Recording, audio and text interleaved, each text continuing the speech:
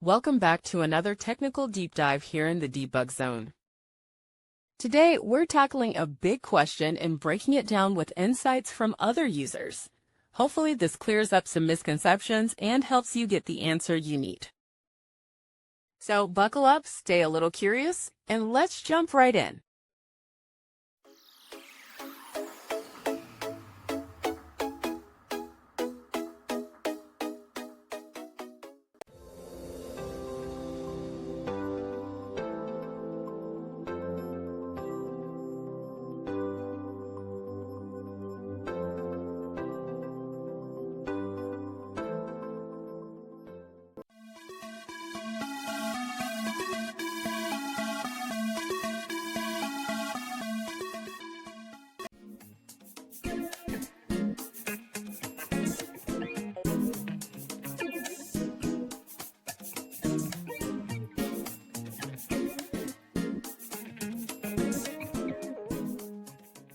And that's a wrap.